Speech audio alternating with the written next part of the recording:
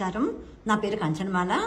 ఈరోజు నేను నా పాతవన్నీ తీసుకుని చూసుకున్నాను.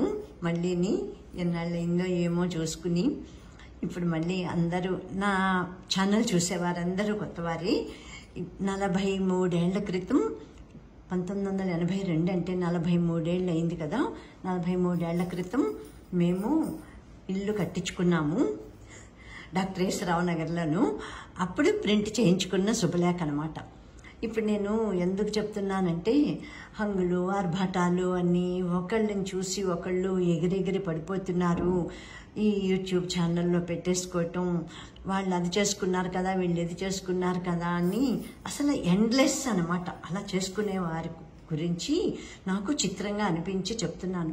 ఓకే, మాకు ఉంది డబ్బు, మేము చేసుకుంటాము అని అనుకున్న వాళ్ళకి ఎవరు ఏమీ చెప్పేది లేదు. ఇప్పుడు నాకు తోచింది ఏంటంటే సెలబ్రిటీలను చూసి కొంత అవి ఇవి ఏమో అంగులు ఆర్భాటాలు ఏర్పరచుకుని అసలు న్యాచురాలిటీ అన్నది లేకుండా కొన్ని వీడియోలు చూస్తున్నాను నేను. న్యాచురాలిటీ అన్నది లేకుండా చేసేసుకుంటున్నారు. అలాగుంటుందా? అసలు ఎంత న్యాచురల్గా ఉంటుంది? మా లైఫ్ అలా ఉండేది కదా, ఎందుకు ఇలా మారిపోయింది అన్నది పెద్ద క్వశ్చన్ అనమాట మాలాంటి వాళ్ళకి. జస్ట్ మిడిల్ క్లాస్ నుంచి మేము వచ్చిన వాళ్ళం అనమాట. ఇప్పుడు పిల్లలు చదువుకున్నారు, ఈ అమెరికా లైఫ్లు ఇవన్నీ తీసి పక్కన పెట్టేయండి, అది కాదు. అసలు ఏమీ లేకుండా ఎగిరెగిరి పడిపోయే వాళ్ళ మాట అన్నమాట నేను చెప్పేది. ఎవరి కోసం? అదర్స్ కోసమే చేసుకుంటున్నారు కొంతమంది నిజంగాను. అది అస్సలు కరెక్ట్ కాదని అనిపిస్తుంది. ఏమో ఏంటో, మీరెవరు మాట్లాడటానికి అని అంటారు. అలాగంటే ఏమీ దీనికి సమాధానమే లేదు.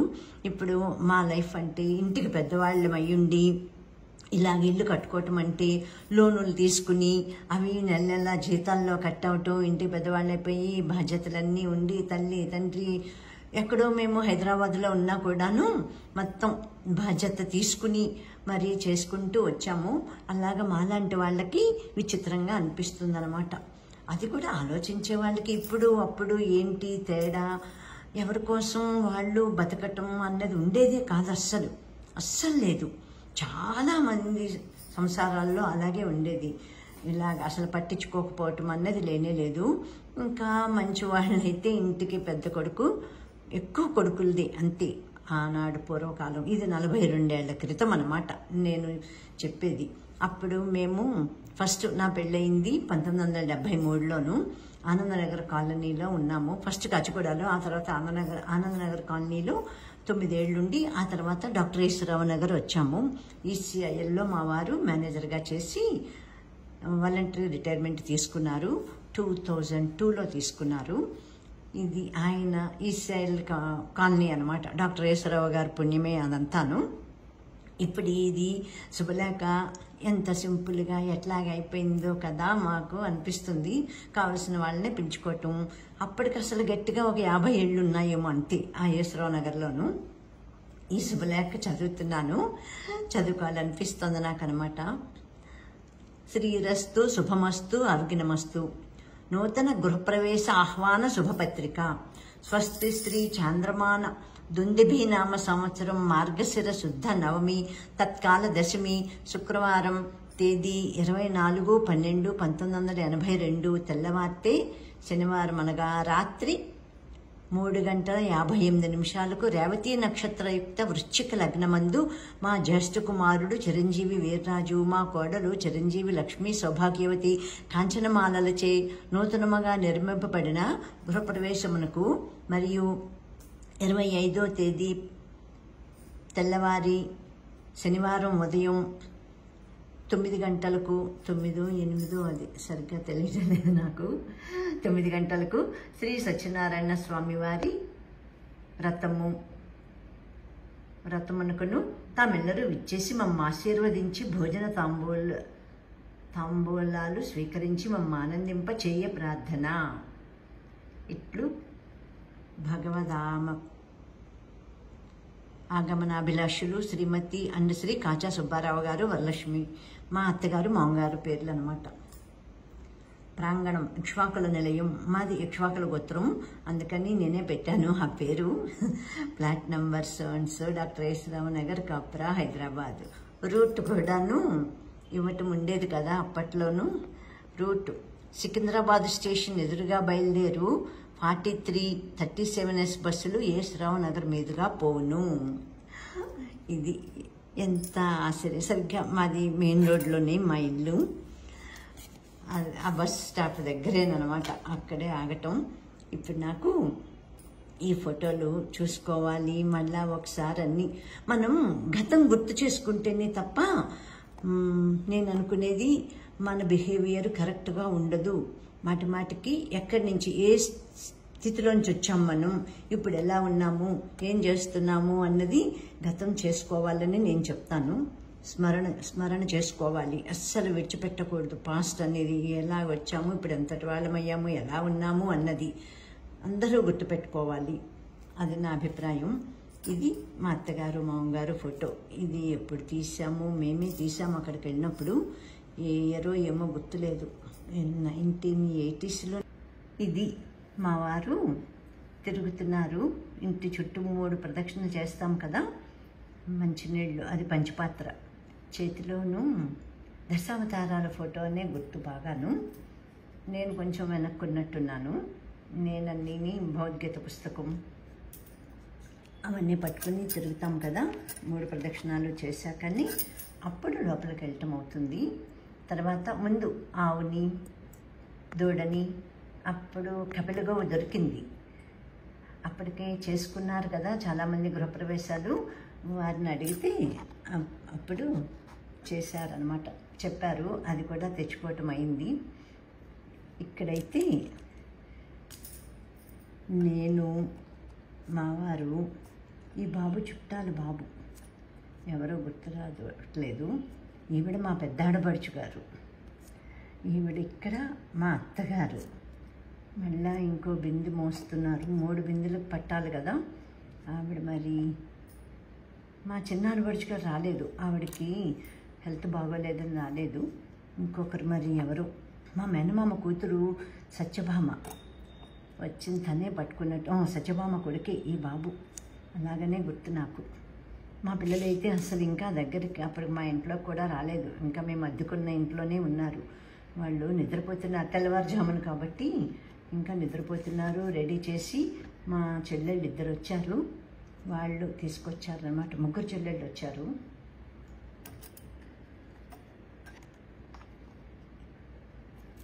ఇది మేమిద్దరమును, మా మామగారు, మా ఇద్దరి మధ్యలోనూ కనిపించేది ఈయన మా మామయ్య గారు.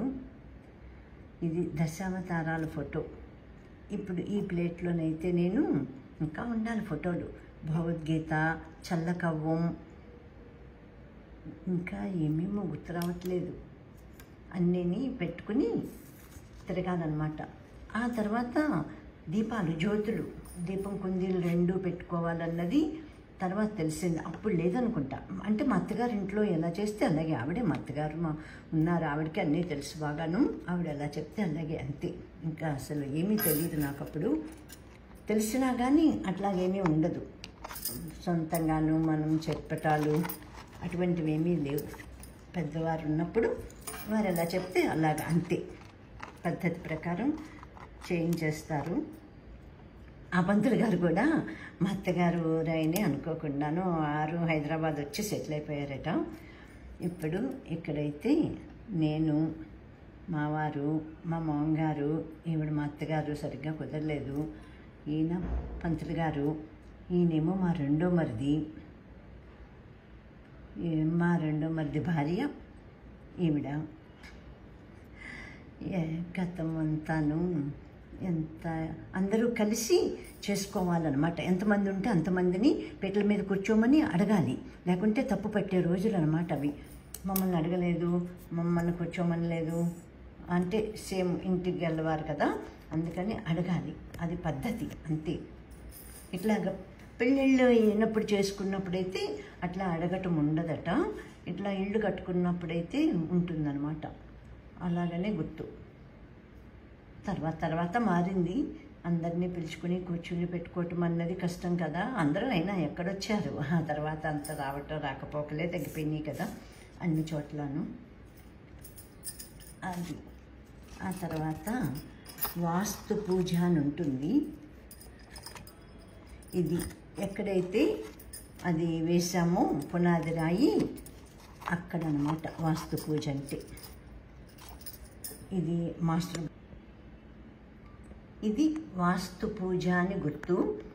ఎక్కడైతే మనం పునాది రాయి వేస్తామో అక్కడే అని చెప్పారు. అది మాస్టర్ బెడ్రూమ్లోనమాట అయింది. ఆ పునాది రాయి వేయటం మొదట శంకుస్థాపన. ఇప్పుడు భూమి పూజ అంటారు, అది అసలు ఆ పదమే తెలియదు మాకు. శంకుస్థాపన అంటాము, దాన్ని భూమి పూజ అంటారు అనుకుంటా హైదరాబాద్లోను. అప్పుడు అనమాట ఈ ఫోటోలు అన్నీ. కెమెరా మా చెల్లెలు, విజయవాడ చెల్లెలు కృష్ణవేణి, మా మరిది సాయి ప్రసాద్ గారు, వాళ్ళిద్దరూ వచ్చారు. వాళ్ళు తీసుకొచ్చారనమాట టేప్ రికార్డరు. మాకేమీ లేవు అప్పుడు, అందుకని వాళ్ళే తెచ్చారనమాట. వాళ్ళే తీశారు. ఇంకా ఫోటోగ్రాఫర్ కూడా కాదు, మా చెల్లి మా మరిది కూడా తీసినట్టున్నారు. ఇద్దరు చెల్లెళ్ళు, ముగ్గురు చెల్లెళ్ళు ఉన్నారు ఆ రోజు. ఇప్పుడు పెద్ద చెల్లి హస్బెండ్ సాయి ప్రసాద్ గారు, ఆయన కూడా అనమాట ఉన్నారు. ఎక్కువ మంది రావటానికి రకరకాలుగా సమస్యలు వచ్చినాయి. మా అన్నయ్యలు వదనలు ముగ్గురు అన్నలు ముగ్గురు వదనలు అప్పటికి. కానీ లేదు, ఎవరు రావటానికి కుదరలేదు. ఏవేవో సమస్యలు అప్పుడు అందరూ కానీ పిల్లలు కంటూ ఉన్న వాళ్ళేను 82లో అంటేను, అందుకని అప్పుడు రావటం కుదరలేదు. ఇదిగో ఇక్కడ అందరూను వచ్చిన వాళ్ళు. ఈవిడ మా అత్తగారు, మా చిన్న చెల్లి, మా చెల్లెళ్ళు. నాకు 4 చెల్లెళ్ళు. ఇది నాలుగో చెల్లి. ఇది ఈ మొగల్తూరు నుంచి వచ్చాడు మా బాబాయ్ గారు అబ్బాయి. ఇది మా చెల్లి విజయ. ఇది నాకు 3వ చెల్లి అవుతుంది. వీడు శ్రీను మా బాబాయ్ గారు అబ్బాయే. ఇక్కడ వీళ్ళిద్దరూను ఎవరంటే మా మరిది పిల్లలు, పాప బాబు. అప్పుడు 2 పాపలు 1 బాబు ఆ మరిదికి. 2వ మరిది మావారు, ఈయన మా పెద్ద మరిది. ఇదిగో ఈయన సాయి ప్రసాద్ గారు, మా చెల్లెల హస్బెండ్. మా చెల్లెల పేరు కృష్ణవేణి. ఇక్కడ మా అమ్మాయి నీలు. ఇక్కడ మా మేనమ్మ, మా కూతురు సత్యభామ కూతురని గుర్తు నాకు. ఇక్కడ మా అబ్బాయి పల్లెకి నుంచి నవ్వుతున్నాడు. వాడికి 3 ఏళ్ళు, మా అమ్మాయికి 7 ఏళ్ళు. అప్పుడు మా అబ్బాయికి 79లో పుట్టాడు. ఇది 82. 3 ఏళ్ళు నుండి 47 ఎల్కేజీ. మా అమ్మాయి 75లో పుట్టింది, 7 ఏళ్ళు. 82 అంటే 75, 7 ఇయర్స్. అంత చిన్న పిల్లలు వాళ్ళు. ఇక్కడ కూడా బయట మా చెల్లెలే తీసినట్టుంది. నేను ఇంకా లోపల చాలా బిజీగానే ఉంటాం కదా అందరమును. బాధ్యతగా ఉంటుంది కదా, మగాళ్ళకి ఏమి ఉండదు కదా. ఇంకా అందరూ మా మరిది ఈయన మా పెద్ద ఆడపడుచు భర్తగా అన్నయ్య గారు, పెద్ద ఆడపడుచు భర్త అన్నయ్య గారు. అందరూ కాలం చేసేసారు. ఈనాటి మాట కదా, 43 ఏళ్ల క్రితం మాట. అయ్యో, నేను గట్టిగా మాట్లాడలేదు అసలు. వీళ్ళందరూ కూడాను, ఈయన మా పెద్ద మరిది, ఈయన లాస్ట్ మరిది. నాకు 3 మరిదులు, ఆ పిల్లలేను అందరూను. ఈ మరిది 2, మావారు. ఈయన 2, ఈయన 3, ఈయన 4. ఈ మరిది అప్పటికి తీసుకొచ్చాము, హైదరాబాద్లోనే ఉన్నాడు. ఈయన మేమే తీయించుకోలే మా పిల్లలతోటి. వాళ్ళు అసలు ఎక్కడున్నారు ఏమీ పట్టించుకోలేదు అప్పట్లోనూ. మరి ఇప్పుడు ఎలా ఉందో ఏమో కానీ, పిన్నులు బాబాయిలు అట్లాగా వాళ్ళు ఉంటే చాలు మా పిల్లలకి మరీ ఎక్కువ. ఎందుకంటే మాకు అమ్మ నాన్న లేరు. మా అమ్మ అసలు నాకు 5 ఏళ్ళప్పుడే వెళ్ళిపోయింది ఆవిడ భూమి మీద నుంచి. మా నాన్నగారు నా పెళ్ళైన వెంటనే నేను హైదరాబాద్లో ఉండగానే ఆయన సడన్గాను ఆయన వెళ్ళిపోయారు 73లోనే. నాకప్పుడు 20 కంప్లీట్ అయినాయి అనమాట. 19th రన్నింగ్లోనే పెళ్ళైపోయింది. అది నాకు 20 years అంతే. నేను కపరానికి వచ్చాను, ఇంకా మళ్ళీ అసలు చూడనే లేదు ఇంకా మా నాన్నగారిని. సడన్గా అయిపోయింది. అందుకని మాలోనూ మాకందరికీ అక్క చెల్లెళ్ళు, అన్నదమ్ములు, మాలో మేమే అంత అనుబంధాలన్నమాట. మా అమ్మమ్మ, మా నాన్నమ్మ ఉన్నారు. తర్వాత మా నాయనమ్మ కూడా తర్వాత వెళ్ళిపోయారు 74లోను. మా అమ్మమ్మే బాగా, మా అమ్మాయి పుట్టే వరకు కూడాను, అంటే ఆవిడ 78లో వెళ్ళిపోయారు. మా అమ్మాయిని కూడాను చూశారు, ముని మనవరాలు. ఇంకా మా అన్నయ్య పిల్లలు కూడా ఉన్నారు అప్పటికేను. ముని మనవరాలు కూడా చూసింది ఆవిడ. మా అమ్మమ్మ చాలా కష్టపడి పెంచారు మమ్మల్ని. ఆఖరికి మా పిల్లల్ని కూడా చూసారు. మా నాన్నమ్మ చూడలేదు, మా అమ్మమ్మే చూసింది. ఇదిగో ఇక్కడ మావారు ఇల్లు కట్టి ఇద్దరు అలా చిక్కిపోయారు అని అనేవారు అనమాట. షేపులు మారిపోయారు అని. మావారు, మా బాబాయ్ కొడుకు శ్రీను, మా మరిది గారు, మా చెల్లెలు భర్త సాయి ప్రసాద్ గారు విజయవాడ, మొగల్తూరు. శ్రీను ఇంకో బాబాయ్ కొడుకు, వీడు మొగల్తూరు నుంచి వచ్చారు. మా చెల్లెలు, మా పుట్టిల్లు మొగల్తూరు.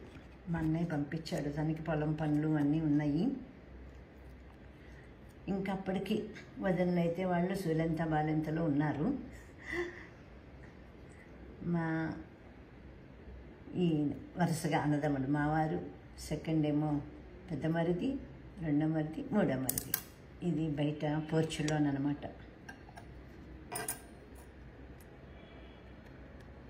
43 ఏళ్ల క్రితం ఫోటోలు. ఇక్కడ నేను, మా రెండో చెల్లి, పెద్ద చెల్లి రాలేదు, వాళ్ళ ఆయన గారికి బాగాలేదన్నప్పుడు. రెండో చెల్లి, మా అక్క కూడా రాలేదు. మా అక్క చాలా దూరంలో ఉంది, ఎక్కడో విజయనగర్ నుంచి, కష్టం అన్నీ రాలేదు. వాళ్ళిద్దరు మా అక్క బావను, నేను, మా రెండో చెల్లి. ఇది 3, ఇది 4. మొత్తం మేము 6 అక్క చెల్లెళ్ళం. ఈ అమ్మకి ఆ అమ్మకి కలిపి, మా అమ్మకి మేము 4.